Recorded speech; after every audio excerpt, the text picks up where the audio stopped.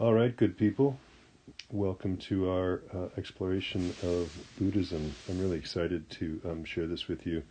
Uh, in class, if we had been at school, we would have watched the film Little Buddha as a way to introduce you to some basic concepts of Buddhism, in particular Tibetan Buddhism.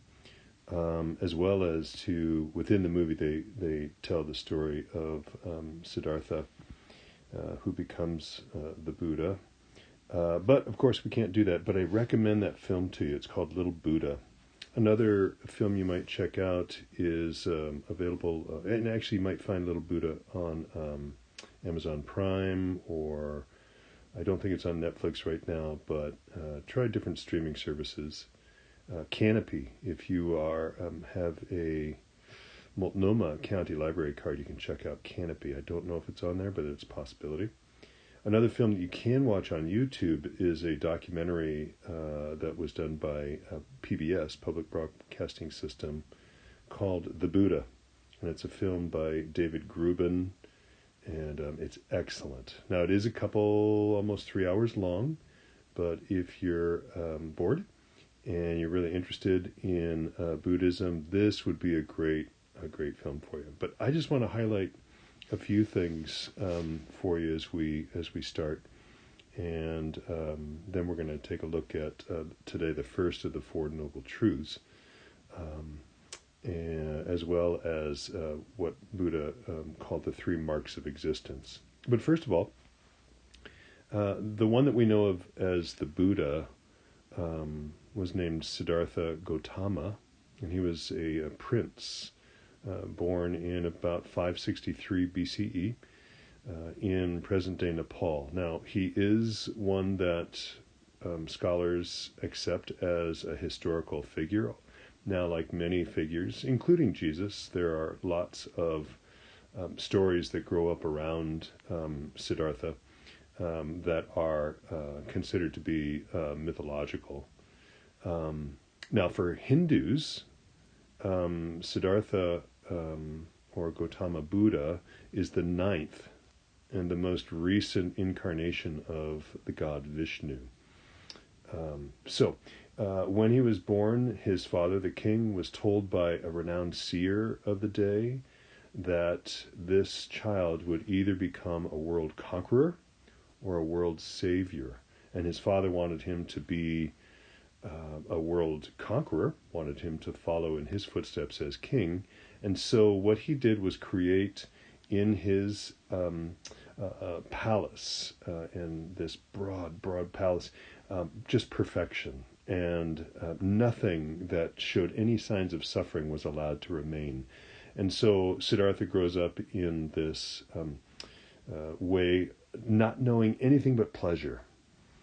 He gets married, and his wife becomes pregnant, and then in roughly 534, the exact timing isn't known, he realizes, I've never seen my kingdom, so he arranges to go outside of the kingdom, but his father tries to make everything perfect outside the gates of this incredible palace, and anything that shows any signs of suffering, sick people with physical deformities, or old people are swept off the streets, kept off the streets. But the story goes that Siddhartha did see a couple of old men and asked what that was about. He then spends part of the day learning about old age, about sickness, and about death. And he's really transformed by this experience of suffering. And so he decides to leave his kingdom and explore this question of suffering to see if there is a way out of the suffering. When he leaves his kingdom, he spends several years studying and meditating with ascetics. He gives up all worldly pleasures, gets to the point where he's actually almost starving himself.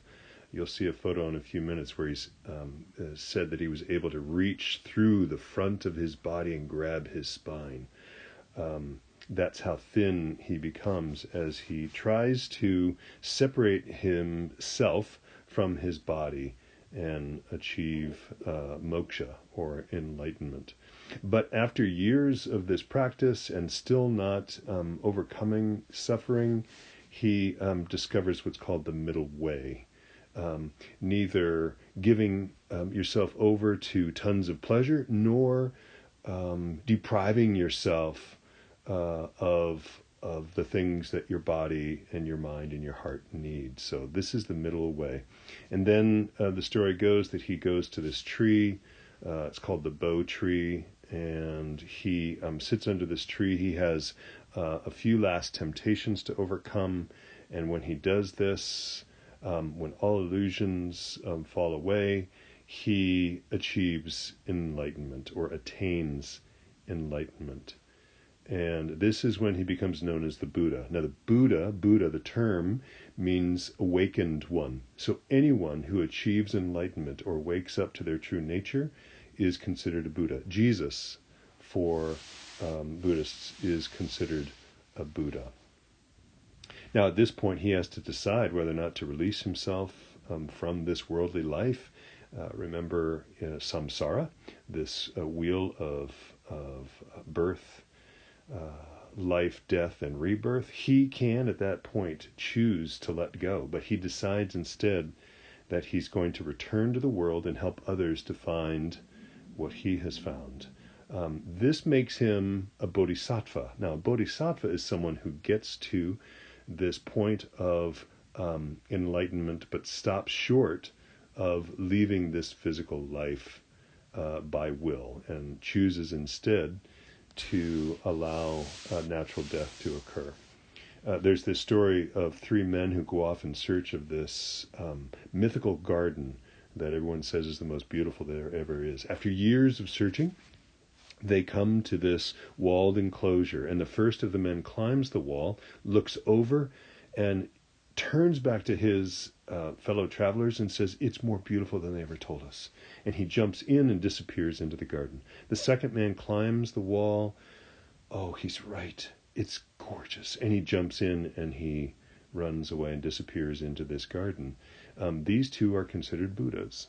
The third climbs the wall, looks over, and sees indeed it is spectacular, it's gorgeous, it's blissful. But he says to himself, "You know what?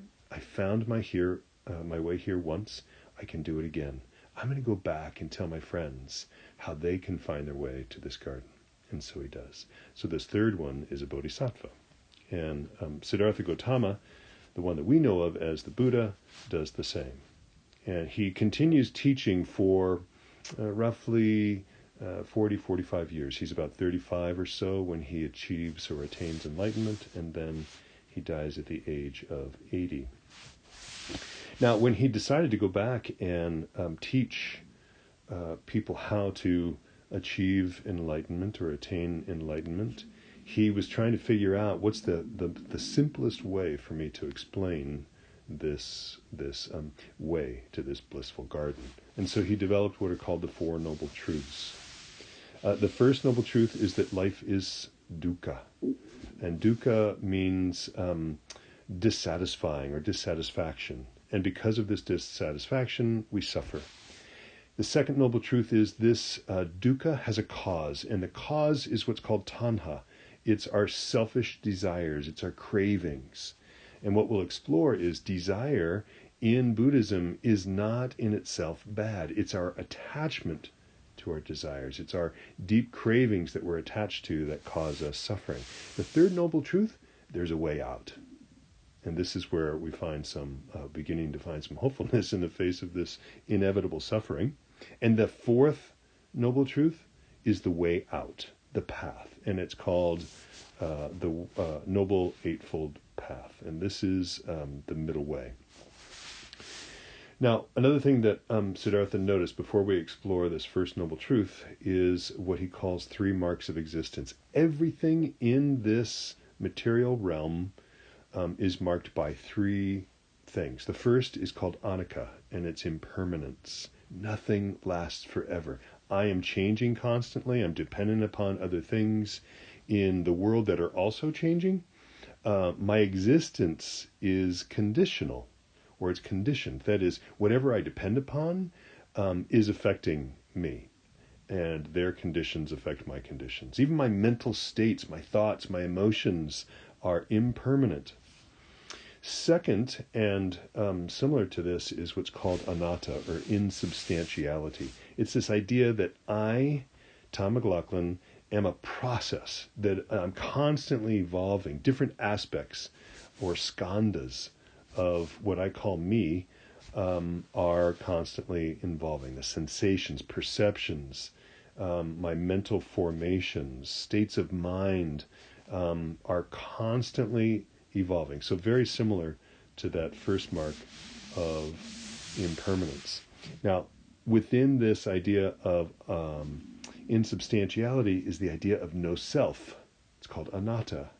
So the idea that there is no self, the idea that there is this spiritual substance that the Hindus call Atman, suggests that there's an individual part that that remains and evolves.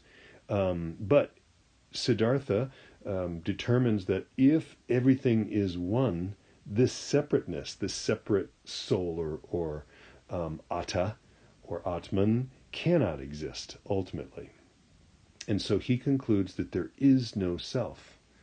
What this means is, or the implication of this is, in when it comes to reincarnation, and Buddhists do believe in reincarnation, it's not our individual soul that reincarnates, but rather any spark of tanha, or craving, that is not ultimately fulfilled in this life. That's what gets reincarnated, so that it can work itself out and eventually release, either become fulfilled or release. Finally, the third mark of existence is dukkha, which is this dissatisfaction. This life, we experience dukkha as this lack of ease. We suffer, we hurt, and we're dissatisfied in the face of our impermanence and our unfulfilled expectations. So those are the three marks of existence. Today we're just going to focus a little bit on the first of the Four Noble Truths. And this is the idea that our life is ultimately dissatisfying to us. There's something more that we want. And this more suggests that we have this idea that there's something we don't have. And as a result of not having that and of craving it and wanting it, we suffer. Whether it's big suffering or small suffering, we experience this dissatisfaction. So long as we have this perception that there's something that we don't have, and we cling to what it is we desire, we are going to suffer. So today, I want you to focus on this first noble truth, this idea that life is suffering. And I know that sounds terrible. Like, I want you to focus today on what sucks. But it's important that we take a look at really, truly, where in our lives are we experiencing suffering? Or where in my life am I dissatisfied? Once we can acknowledge that here are some of the ways in which I hurt, these are some of the ways in which I'm not satisfied, then we can begin making our way down to that release of it by walking the middle way. So you're going to go to Schoology, you're going to find an assignment where you're going to journal about your own suffering and the suffering of others. And then also in that journal, I'm going to ask you to, actually maybe what I'll do is I'll make it a discussion forum. And you'll list 2 takeaways or points of interest from this presentation, this video.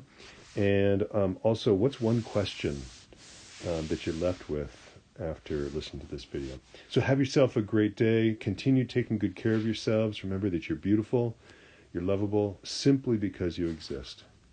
Ciao.